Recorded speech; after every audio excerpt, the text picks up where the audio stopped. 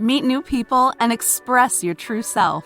Play I Am VU and you can customize your avatar and world to your tastes. In this virtual universe, you can choose from over 54 million items and join in on over 300,000 chat rooms. Create your unique style and show it off to millions of IMVU users around the world. Come find your community on IMVU, whether that be friends or more. Dress, play, connect. Download IMVU from the App Store or Google Play today. You're listening to Zodiac Speaking, brought to you by AbJack Entertainment. Be sure to check out some of the other great true crime podcasts from this network, including The Murder in My Family, Missing Persons, DNA ID, Beyond Bizarre True Crime, Scene of the Crime, Campus Killings, and Killer Communications. All of these podcasts are available for you to binge on right now, wherever you listen to podcasts. Subscribe where you're listening to this podcast so you don't miss an episode.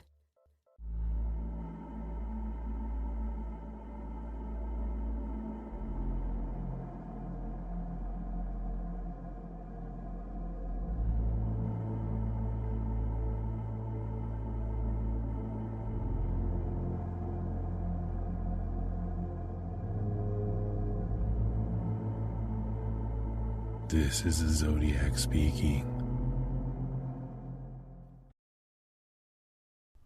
Welcome back to part 2 of my conversation with former FBI agent and profiler, Julie Cowley. In our last episode, in part 1 of our conversation, Julie discussed what it is an FBI profiler does and how they can help in cases. She also offered her opinions on the Zodiac case.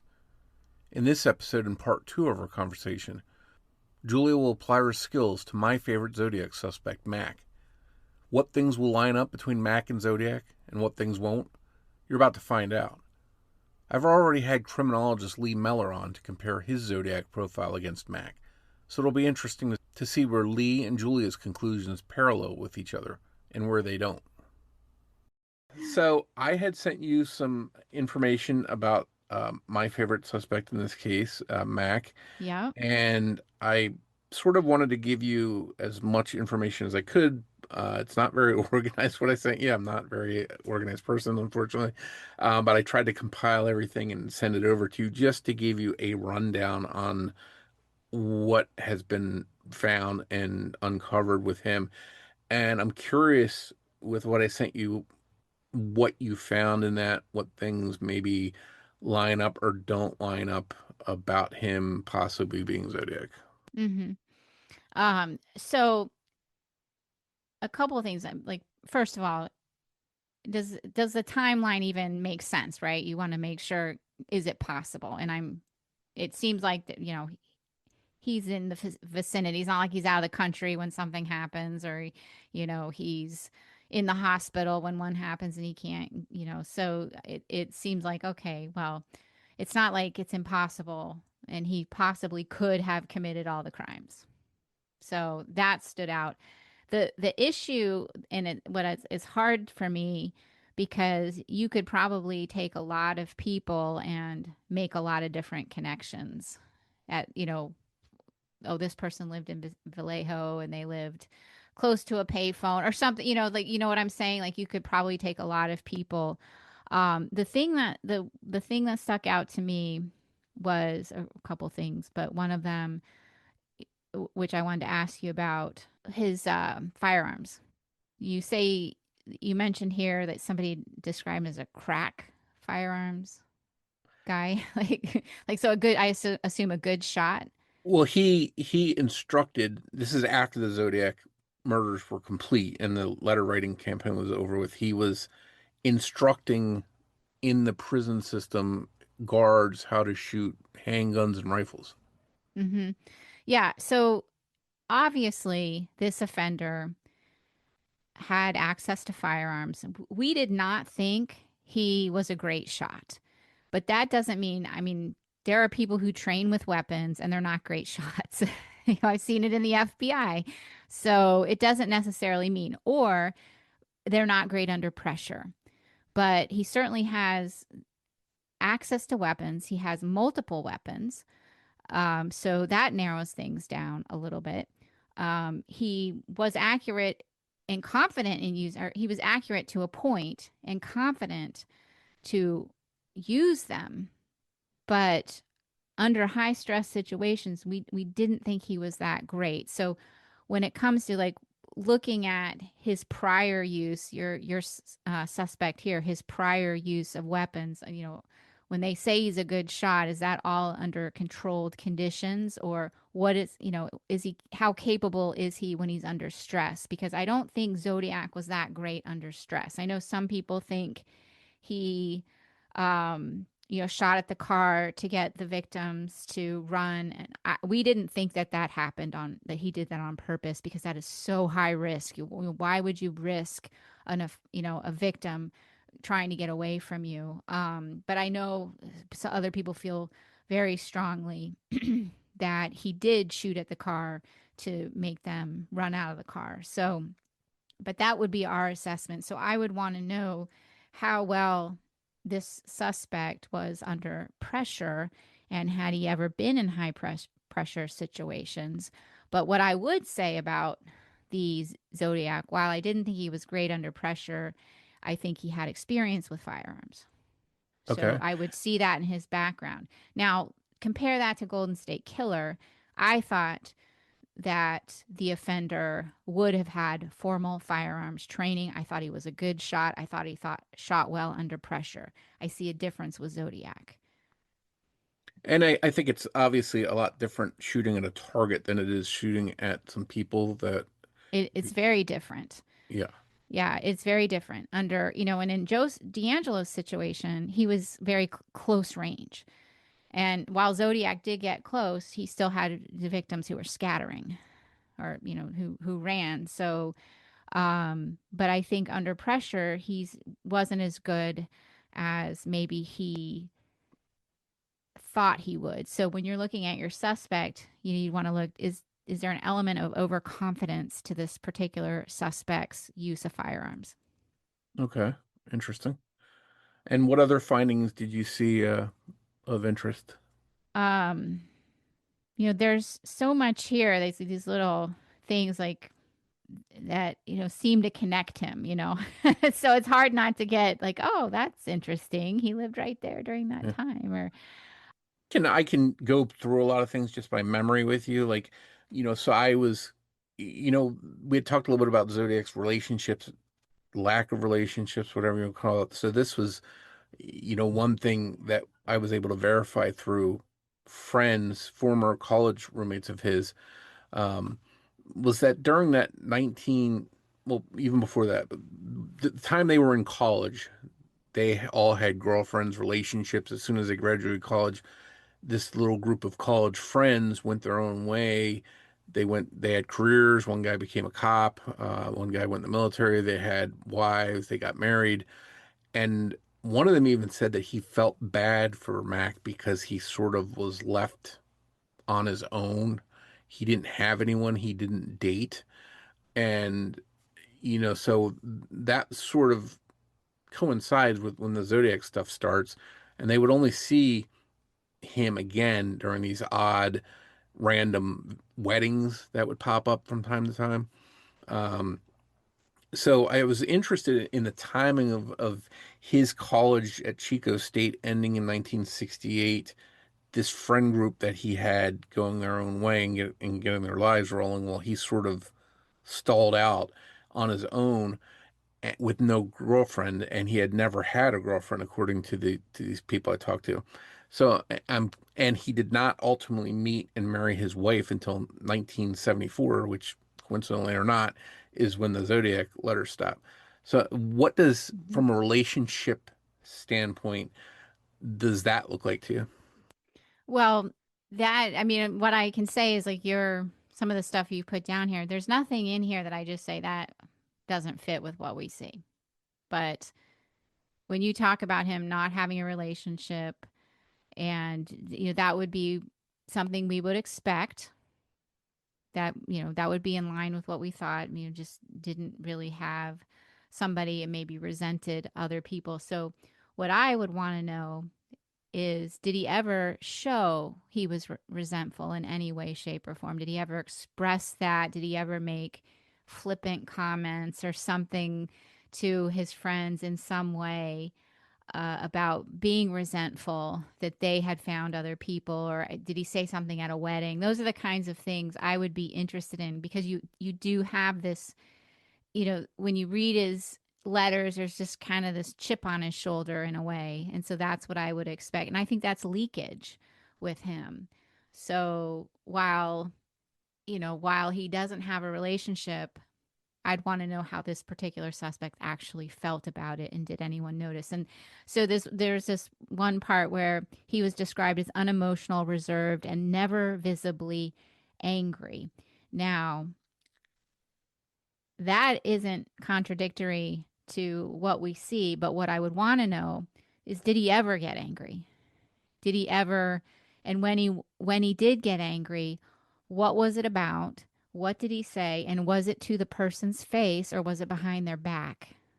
That's gonna lead me to something that we were talking earlier and made me think of this. So I'm gonna tell you a story that happened. I don't know when this happened, but it was after he was married at some point. I'm assuming he was married for a while when this happened. And I don't remember, I'm ad-libbing here because I don't remember the exact story, but he was angry about somebody that I think had parked someplace or cut him off or parked in his parking spot. I don't remember exactly what it was. And he made it a point to tell his wife that he wanted to get business cards to leave on the windshields of the people that do this kind of stuff to him. Would that be something that, because when I heard that, that sort of Yes. sent a chill down my spine. It's like it's, it's really It's getting petty. involved in petty for something like that. I mean, I can see a road rage incident where you yell at somebody and there's a confrontation, but this is like going above and beyond secretively. And when I heard that, that was just, it sent chills up my spine that he would do something like that. Yeah. I mean, it's very petty. It's, I mean, he's formulating a plan for these little incidents that don't really matter, but matter a lot to him, so that he can handle them, so he could show them. So yes, that is that's weird. I wouldn't say this makes him the serial killer. And that's what I'm going to tell you, Mike. I would never be able to tell you that your suspect is him. I could never do that. That would be irresponsible if I tried to do that. But something like that is something I could see the Zodiac doing, because the Zodiac himself, he's petty, he's vindictive, he gets upset about little insignificant things that the police may get wrong. I mean, why does he care? Why, you killed people. Why do you care that they got these little things wrong? So that tells me there's a pettiness to him.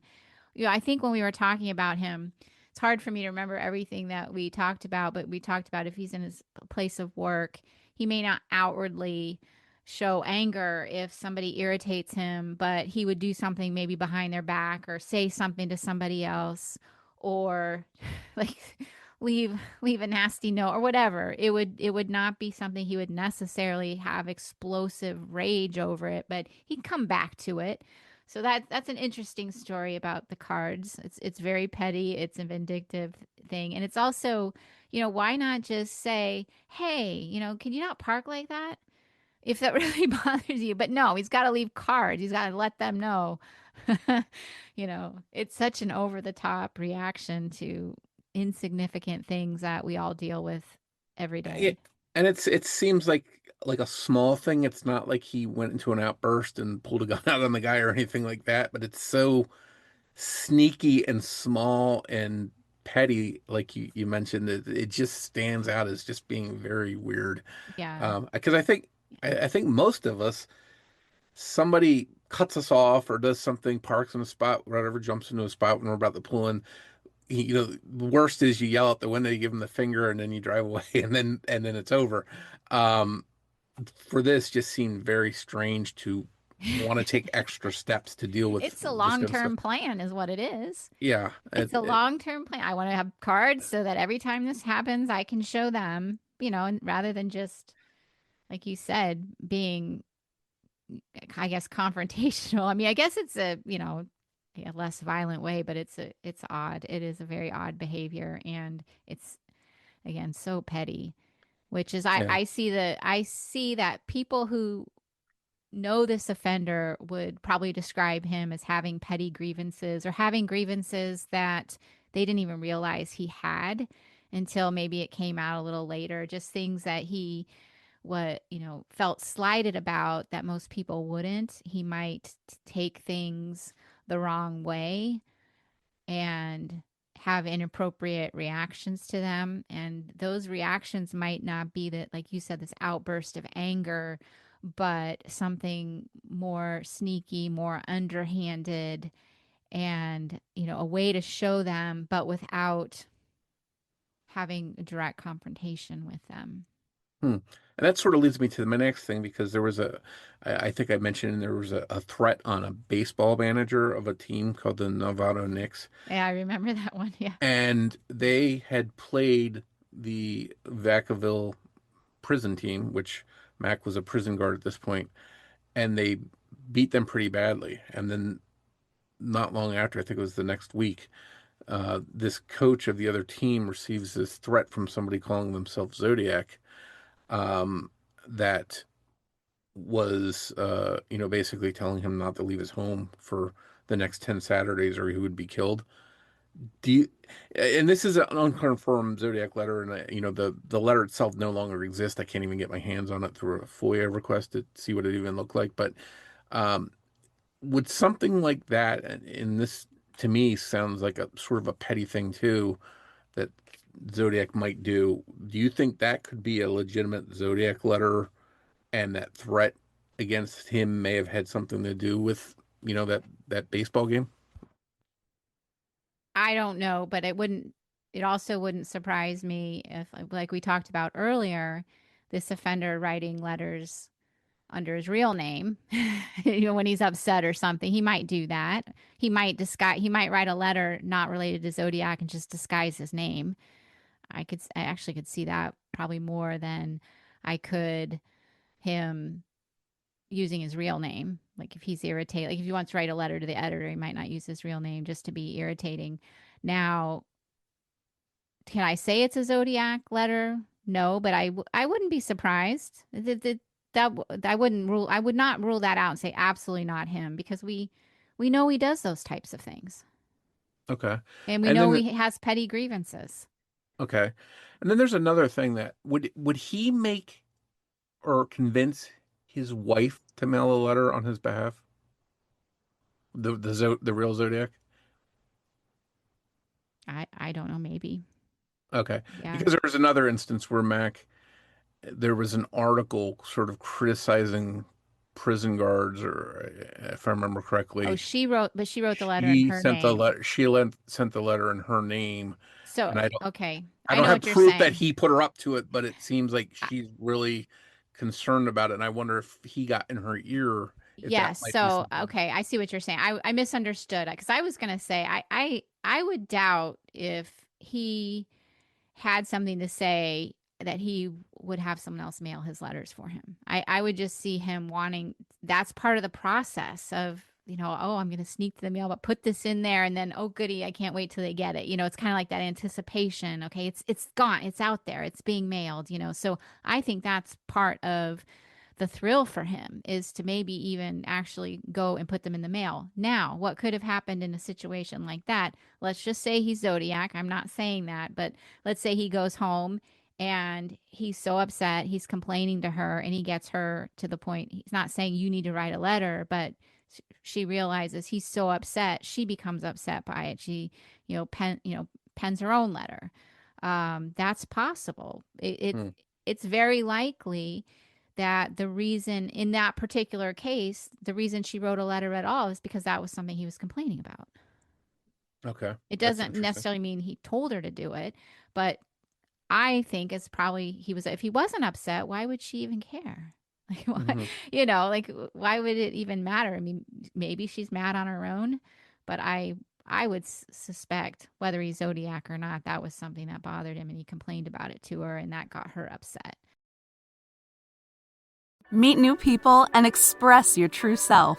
Play IMVU and you can customize your avatar and world to your tastes. In this virtual universe, you can choose from over 54 million items and join in on over 300,000 chat rooms. Create your unique style and show it off to millions of IMVU users around the world. Come find your community on IMVU, whether that be friends or more. Dress, play, connect. Download IMVU from the App Store or Google Play today. And going back to his childhood, there wasn't a lot of, we were able to uncover, but there was one instance of a BB gun shooting where he shot out something, which I don't know, it just seems like a lot of young kids with a BB gun would just shoot stuff they shouldn't be shooting. So I don't know how much stock you can put it, but that's the only thing, if there's anything in his youth that we found that was any kind of crime that we could see. Yeah, I would look more for things like sneakiness stuff, which you may not have, access to or even have knowledge of, like maybe things he did to other kids at school that they, odd things happened or something, just something more along those lines. I mean, the thing about the BB gun, all that tells me, well, he had access to weaponry early on. But I don't want to.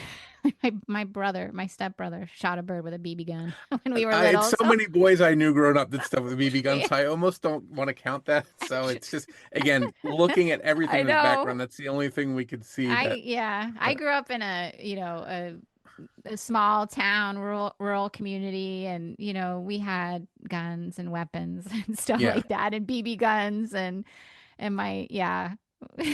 so my brothers were, so I don't want to put too much Yeah. weight into that, but you can draw from, you can say, okay, it's not like he didn't have any access to weapons ever. I mean, he started Mhm. at a young age, he had weapons. So does that mean he became a killer? No, but it certainly shows he had the capability to do maybe someday what this killer did. I guess that's how I would put that. Okay. You know. And then early on too, we know, and I was told this firsthand from a college roommate of his, that he had a strained relationship with his parents because, and this is secondhand information that the roommate was giving me, that Mac felt that his parents were much older than all his friends' parents. Or this is the roommate's opinion of why there was friction between them, because they were Hmm. much older than people their age as parents. So they were much older, is what I'm trying to say, than he was. Do you ever see that as a possible, some kind of disconnect with the parents based on their age or not being close? And they also said that he had an icy relationship with his father, and we also know that his mom had a nursing school, a nursery that she ran out of their business. So he was exposed to young children being there. And I think I even put it in the thing that I sent to you, that he was encouraged, uh, that either his dad was encouraged to be called dad by these kids, but would that have any kind of impact possibly on Mac as a young child seeing this stuff? I think that could definitely have an impact if you feel, and we don't know for sure if he was, this was a friend's impression, but if you feel for some reason you're different or your parents are different and you feel left out because of that, because maybe you can't do things with other kids or your parents can't be friends with the other parents like the rest of the kids are, or something like that, that could certainly have an impact on his sense of belonging, his self-esteem. He may become resentful for those reasons. I don't know if that's the case with him, but like, this was a friend's observation, that is possible. The daycare stuff, I couldn't draw too much information from that. I thought it was a little weird about, making the kids call his father daddy. That just seemed a little bit, it was just maybe a little bit presumptuous. So I know the daycare, what, serviced people or children who may not have father figures in their lives, but I thought it was a little presumptuous for that to be encouraged of the kids. It just made, I know if I was a kid and I was being told, call that older man daddy, I would not like that. It would just be creepy to me. I don't know. But Yeah, this is a different time. I mean, I guess it's not that different. I'm pretty old now. So, but it just seemed a presumptuous. It's a weird behavior, just not something I can put too much weight into. Um, but that stood out to me as that's just kind of creepy, but I don't want to put too much emphasis on it because people do weird things all the time that don't mean anything. They just seem weird. yeah. So, I mean, so we all have I weirdness in our families. yeah. So, and I did want to touch on Mac's confirmed interest in ciphers. So his wife met him Yeah. in 1974, the same year the Zodiac letter stopped, and she married him later that year. So they were together a short time before they got married. Um, so everything she knows secondhand what he told her, what she learned from other people, perhaps. But essentially, at some point, and I think this was around 2007, the Zodiac movie came out, directed by David Fincher. Yeah. And I guess after she claims they never watched that movie together, by the way. Um, and after that movie came out, he wanted another copy of a cipher and code book that she said he previously had back in 1980 or something. He wanted another copy of it because he liked the book so much, and he made her buy the book. And yeah, I have my own theory that it's because he probably didn't want his name being connected to anything that was Zodiac at all, and he made her buy the book. Um, do you think that move of making her buy that book could be indicative of what you said earlier, that these guys don't want to get caught, that he's trying to put some extra layer of protection between himself and purchasing his second copy of that book, a book that he liked so much? Sure. Yeah, I could see that. I mean, that's something definitively we can say.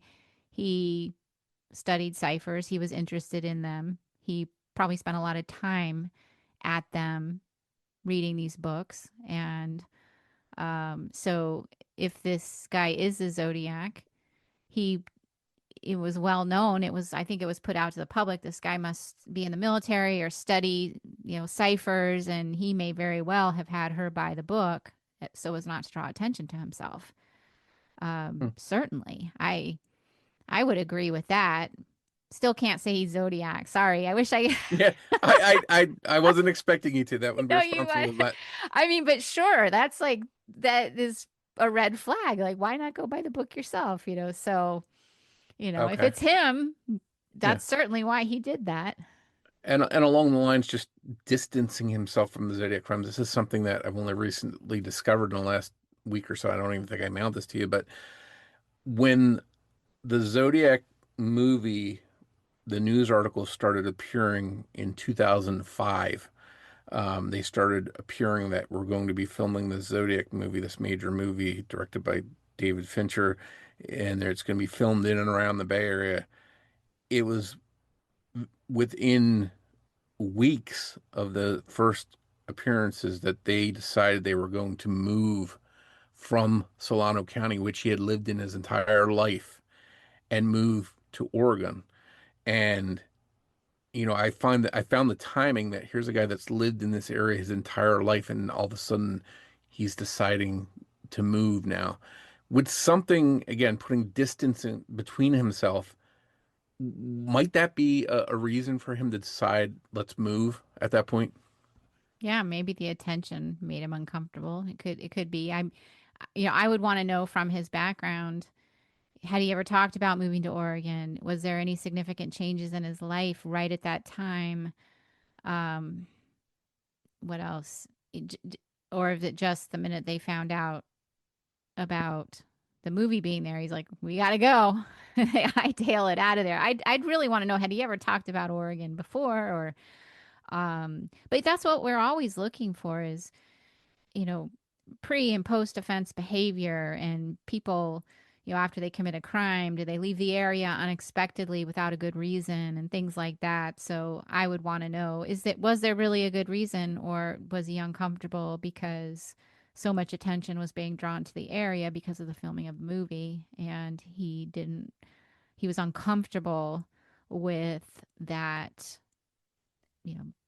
microscope being put back on the crime so close to where he was. Okay. And then the final thing I wanted to talk about was some of the stressors because, when I read through the Golden State Killer documents, which I didn't have any of this in the Zodiac files, there wasn't really much I came across in the way of profiles, but I had read a couple different profiles, not yours, though. I didn't read anything from you on the Golden State Killer, but they thought that between 1981 and 1986 that the Golden State Killer would there'd be something major in his life, a career change, something, a birth of a child, because he had stopped from 1981 to 1986. Mm-hmm. And he murdered somebody in 1981. He didn't murder again until 1986. And they felt that there was two major changes that you could look back in his life, and if you found out who he was, and you would see them. And sure enough, they corresponded with the birth of both of his daughters. So Mm-hmm. that was when I really started getting fascinated with these stressors, these major life things. So I found that again, 1971, the Zodiac stops writing letter. That's the time Mac takes this job with the state. 1974, he meets his future wife, and the letters start up again. And then he marries her later in 1974, and then there's never another confirmed Zodiac letter after that. So would those be stressors that you would look for, those kinds of things, with his starting this career and meeting and marrying his wife that coincide so well with the stops and starts with the Zodiac letters? Yes. And if we were advising law enforcement, that's what we would tell them. We would say, particularly if they're trying to prioritize suspects, we would say, okay, the crimes were very consistent up to this point. They stopped. So you want to look for or prioritize offender who maybe had a major life event or stressor. Exactly what you're saying. And it doesn't have to be something bad. Marriage can be stressful, even though it's most of the time a happy situation when you get married. Certainly, the birth of a child is wonderful, but also very stressful, and you have major disruptions in your life. Many people take time off from work and things like that. So yes, those are the absolutely the things you'd be looking for when you're prioritizing suspects. Not only that, but before the crimes too. Like, when did they start? Was there a stressor before that? Was there something, a major thing? We don't always see it, but those are things we would look for when looking for suspects in the case. Meet new people and express your true self. Play IMVU and you can customize your avatar and world to your tastes. In this virtual universe, you can choose from over 54 million items and join in on over 300,000 chat rooms. Create your unique style and show it off to millions of IMVU users around the world. Come find your community on IMVU, whether that be friends or more. Dress, play, connect. Download IMVU from the App Store or Google Play today. And I was curious. I started thinking about this. What would the relationship between Zodiac and a potential wife, if he was married, what would that look like in your opinion? What do you think that would be? The way they interacted, the way their shared interests, their overall relationship. Hmm. I think you'd see that he needed control. He needed his own space. He likely became irritated if challenged or criticized in any way. I wouldn't necessarily say there would be physical abuse, but there would likely be some emotional abuse that's either recognized or not recognized by the spouse. But I would also see that when he was angry, some very passive aggressive behavior toward a significant other. And even if he wasn't angry, but you might see this passive aggressiveness. I think that is evident in his letters as well. So, do I see that there would be any huge red flags that he was extremely violent and abusive? Not necessarily. I would expect to see perhaps a little more subtle signs of emotional abuse. Very interesting. Um, Does this fit? well, we don't. So the Because I situation, don't know.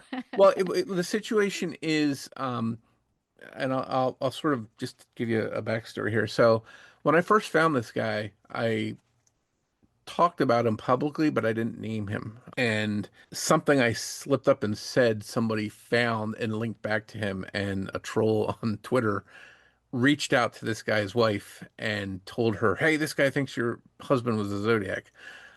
So I sort of inadvertently introduced her to the idea that her husband was the Zodiac. And I had reached out to her by mail, and I didn't tell her what it was about. I just said I wanted to speak to her regarding something I was researching. And she didn't respond, but after she read this thing on Twitter, she did respond, and she actually joined this forum to my surprise and participated in the conversation and laid out what she knew. And she could have, for whatever reason, she would want to do that. If my thinking was, if somebody reached out to this and said something like this about my wife, I'd tell them to F off and never talk to him. I, and this is just my opinion, I got the feeling she was interested in hearing about what was being said, and maybe something in her mind maybe thought she should interact with us. That's just my opinion. She Hmm. might tell you different, but I got the vibe that she felt there was maybe something there. Um, she denied him ever being violent. Of course, she said she wanted to clear his name, and she was pretty cordial and answered a lot of her questions. But then the questions, some of the things became very strange. Like I asked her, I said, could we, potentially have more writing or photographs or audio specifically to help rule him out? And she said that all of the stuff that like that was destroyed. There's nothing left of him letter wise, photo wise, audio wise, video wise. She said that her father-in-law, his dad, had in a fit of rage burned everything or destroyed everything. So essentially, the story is there's nothing left of Mac to listen to see. And I'm thinking to myself, that's very weird. If it's true, it's very weird. And if it's not true, why would someone make that up? So that's sort of where we were with what she had to say. And again, she was giving us information from the Zodiac years from 1968 to 1974. She she's giving us secondhand because she didn't know him until 1974. So, I didn't feel she was necessarily being dishonest. I think she was giving us what she could, which she could have just told us to screw off and not talk to us at all. But, she actually did answer some questions, but some of the things she did put forward were pretty led to more questions. And a lot of the stuff we had regarding their relationship and some of the odd things were from a blog she had published way before I ever found him and thought he might be Zodiac. She had mentioned this book, this code book, after he died. She had a box that was written guilt on, and this book that he was supposed to have thrown out was still in this box. It was called the guilt box. Now she says that it was called the guilt box because she wanted to make him feel guilty about not getting rid of stuff. That's the excuse she gave anyway. But this code cipher book was still there, and she mentioned on her blog post that she thought he had gotten rid of it years ago, so this had some sentimental value. And she mentioned how it was the second copy he had owned. So this cipher book was pretty important to him, and it just, interacting with her just led to other, just different questions and different things, that different outlook for this conversation. Mm-hmm. I And mean, again, that whole like not to take you too far off track, no, but I that's mean, but that whole thing about whether, like you said, whether it's true or not, but let's say it is true that his father burned all his stuff. That's not a normal response. Like to just take your child's stuff and burn it all and I don't know, and and I want to be fair. I don't know if it was burned or thrown out. I don't remember the thrown out. exact, but basically it was no longer available. And one of the things I Hmm. remember was a sentimental, I think a sweater his mom had made. I don't remember what it was, but it was that's the long and the short of it, that all the stuff that could possibly link to Mac is gone, according to her. Hmm. Got to be something left. Well, that's if something happened to me right now and somebody wanted to find something, they'd find all kinds of stuff from me from my wife would be able to give. And again, I understand she doesn't have a responsibility to show us anything, but I'm just going by taking her word that this is what happened, and it just to me is very strange. Yeah. I there are certain things that I would want to ask her. Just obviously he did have an interest in the code breakers. I would want to know what kinds of guns did he have and did he keep exactly. And you probably do know that. I don't know if she would tell you that. I would also want to know, did he ever? Because this is something Michael Butterfield had asked us. Did we think he would have kept news clippings? And we thought, yeah, we do. We wouldn't necessarily say that about every offender, but because he had so much interaction with media, it's very likely he would have kept news clippings. So I'd want to know, did he ever have news clippings of the case? And just because he had them doesn't mean it's him, but it would be something that would be interesting if he did in combination with other things. So and then the behavioral things that you and I always that already we talked about, um, how he would react, just because and the fact he didn't have, she says, no violent history, to me that doesn't rule him out at Yeah. all. We had there's a lot of very very violent serial killers, brutal beatings of victims, and they were not physically abusive in their in their intimate with their intimate partners. Hmm. And one interesting thing that she had mentioned, I had asked her if Mac had ever seen the movie The Exorcist, because the Zodiac's one of his last letters, he mentioned The Exorcist, and it was the most Hmm. satirical comedy that he had ever seen. Um, and admitted that they had seen it. I don't remember the full story. I think they said it was very hot or something, and they didn't even make it through the whole movie. And I think, if I remember her comments, again, I'm going by memory here. So I think she recalled that he said this is a dumb movie anyway or something like that, and they left. So she admitted to seeing that movie, and Hmm. I don't remember the year, if she said that she watched it right when it came out in 1974 when Zodiac sent this letter, but she did admit that they had seen the movie together. Hmm.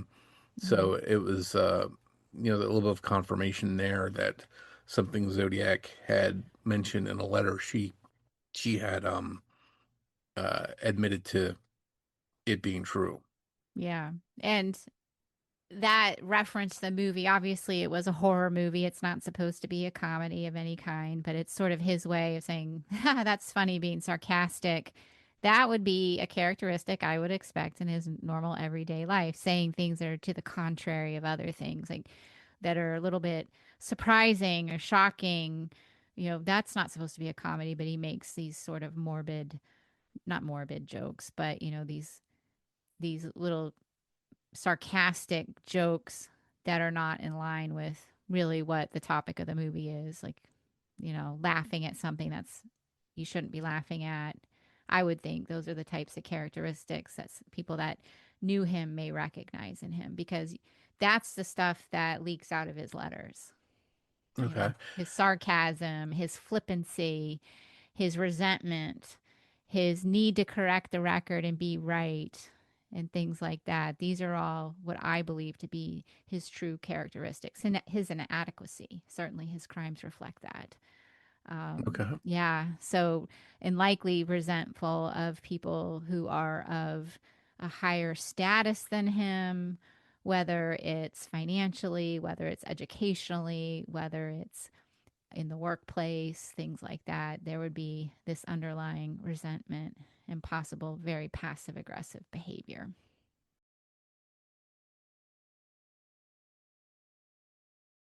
Unless you saw anything else that I sent you that you think is worth mentioning or stood out to you. I think no, I don't think there was. I mean, like I said, his timeline, you can't there's nothing in his timeline that you could say he couldn't have done it. I mean, that would be the first thing that I would look for. Like, Okay. is there anything that just totally rules him out? The Yeah. rest of it, it's really hard to say. Oh, I know. Here, I just see it right now. Dear Lodge. Okay. Yeah, I'm sorry. I totally forgot that was the other one I wanted to say. I mean, that is such a obscure reference that stood out to me. I'm so sorry. I forgot. Yeah, that stood out to me. Very obscure record or reference there. Okay. Yeah, And yeah.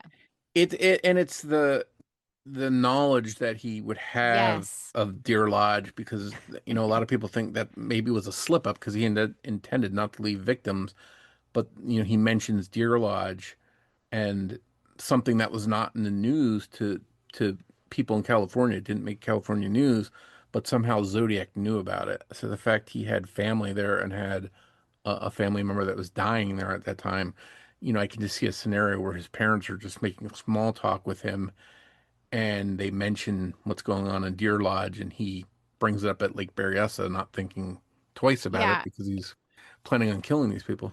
Yeah, it was to me in the crime itself, even before I saw this, it was such an obscure reference. I thought that you don't it's I think in the Golden State Killer case, Joe D'Angelo would reference like Bakersfield. You know, like I'm Or from Baker. Bonnie. He references Well, Bonnie one time. he Yeah. does, yeah. Yeah.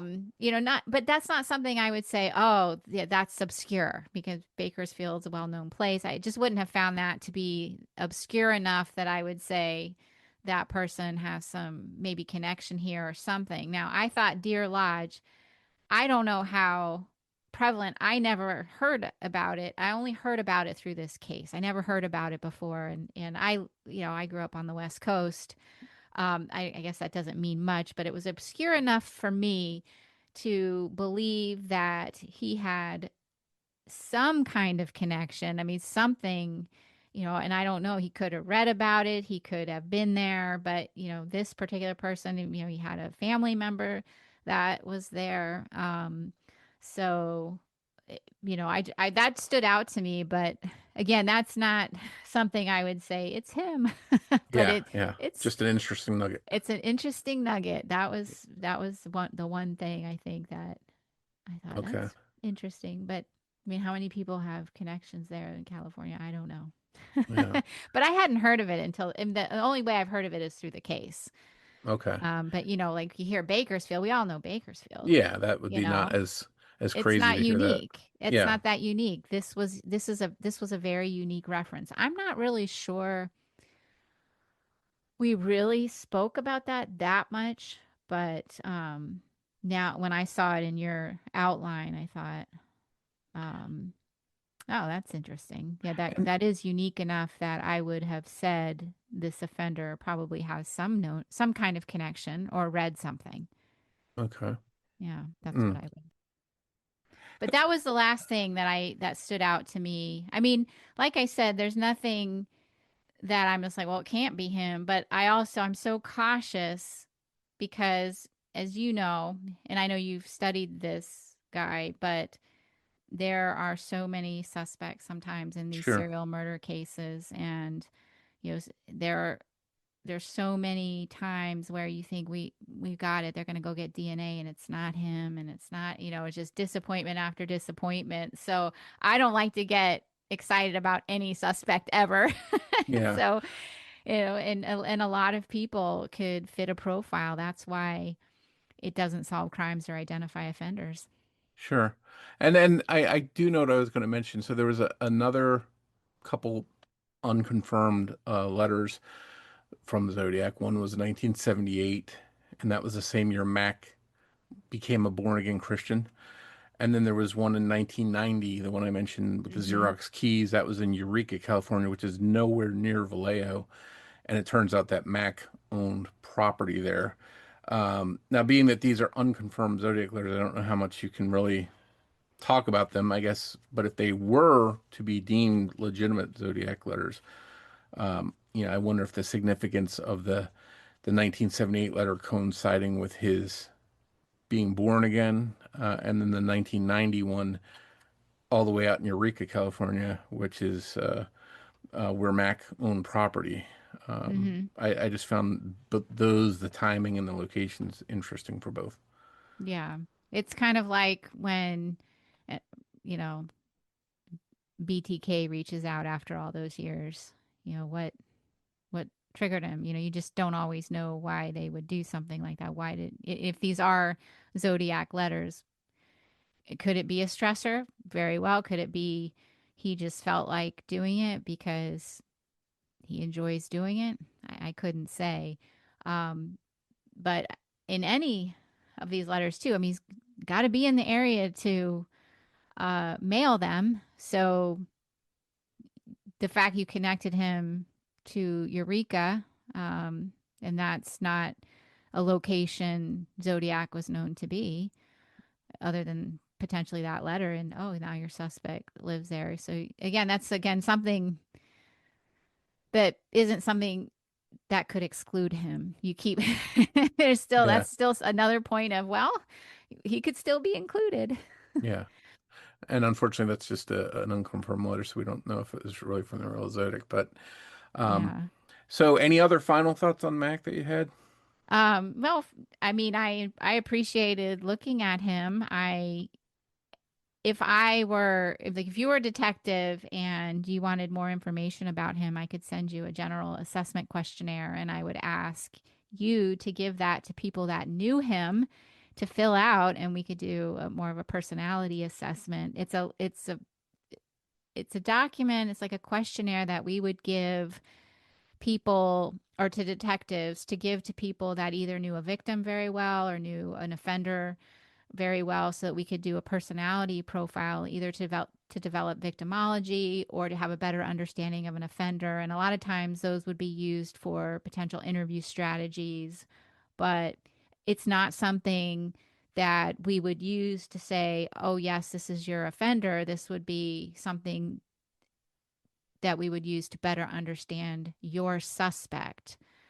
Um, so if you ever found people that knew him that would be willing to fill out the questionnaire, That's for that's been a tall order because I've only found a very limited amount of people that knew you him don't that were need a willing to lot. talk. Yeah, Yeah, you don't need a lot. Like we would say, depending on who you would have access to, somewhere between 3 to 5 people that okay, maybe knew him in different aspects of his life that would be willing. We would always tell people that wouldn't tell the suspect. Obviously, when you're doing it for a victim, yeah, uh, you know, most of the time it's family members, um, that want the case solved, so they're willing to fill them out. But when you have suspects that you may want to interview, yeah. detectives have to be careful about who they give those to, because they Not may tipping not them want off. to tip them off that they're Sure, being looked at. But it's really good. I could send you the questionnaire so I'd that love you to could see just it. have it. And if you ever wanted to give it to anybody, and if you ever had a couple you wanted to send to us, it would be something that I would not look at it on my own. I'd probably bring in my Okay. other colleagues, and then we could Uh, just kind of go over this guy with you, just Well, as an exercise. yeah, Um, but that would be again, interesting. we'd kind of end at the same place. We can't tell you if it's him or Yeah. not, but here's what we think about this particular suspect. Well, yeah, and it's just good to get the feedback, and I really appreciate all the feedback you've given us and all the information about the case and what you do, and I really appreciate coming on. I appreciate you having me. I am actually very honored to be asked to come onto a show to talk about this guy when you have, or not this guy, but this case when you have studied it so in depth. So I'm glad that our show resonated with you a bit. Oh, Because thank you. either people are either going to hear you talk about it and they're going to think you're an idiot, or they're going to think you're, you're a genius. Usually it's one or the other. If you Well, validate. hopefully it's not the idiot. Well, I mean, I mean us. Like if we validate people's opinions, they think we did a good job, and if we don't, then we're like, you don't know what you're talking about. Well, I'm seeking the truth Useless. wherever it leads, to be honest Yeah. with you. So, if it leads to my suspect or somebody else, if there's a resolution one day, that's what I'm seeking. So, again, thank you for all the information you've given us. You're welcome. And I would never rule anybody out just based on behavior. I mean, certain behaviors, obviously, but like, let's say there's something with your suspect that I thought, oh no, I don't think that fits. I still wouldn't rule them out. I would never rule a suspect out based on a profile. Short of somebody being away, something solid that he's out of the country or something, or in prison. Yeah, I mean, and those are investigative things that, it just can't be him, Yeah. So, but behaviorally, like we always tell people, like, let's say we say it's a white male age between this age, we say, but don't rule out anybody else who might be a good suspect. I mean, this is just to help you maybe narrow down or prioritize your suspects, but I wouldn't rule anybody out unless it's, something just very significant in their behavior. Like, example, Jody Angelo versus Zodiac. Not the same. The behaviors they speak for themselves. So I like the idea of not putting more pieces of the puzzle in the puzzle. Let's take pieces away when we can. So thank you so much. You're welcome. I hope you enjoyed this conversation with Julia Cowley. On this show, we're always excited to bring forward guests who can help us understand the Zodiac case better with the help of their experience and expertise. And we look forward to have more exciting guests on in the future. I hope everyone learned something new on this episode. Thanks for listening, and we'll see you back here soon on Zodiac Speaking. Thanks for joining us for this episode of Zodiac Speaking. If you'd like to help more people find the show, please take a moment to rate and review us on the podcast platform you're listening now on, and make sure you're subscribed so you don't miss any new episodes. Just a reminder, new episodes of Zodiac Speaking will air on Saturdays. To support this show, please consider an AbJack Insider subscription through Apple Podcast. For only $4.99 a month, or $49.99 a year, you'll get not only ad-free early access and bonus content for this show, but for every show on the AbJack network of podcasts. Just head over to Apple Podcasts to get started with a free trial. If you want to follow or interact with us on social media, we're on every major platform. Simply search for Zodiac Speaking Podcast on your favorites. You can also find our homepage at zodiacspeaking.com. And don't forget, you can get plenty of Zodiac details 24/7 by visiting my site at zodiacciphers.com or by going to Mike's site at zodiackiller.net. On behalf of Rich, this is Mike Morford, and I'd like to say thanks again for listening, and we'll see you on the next episode of Zodiac Speaking.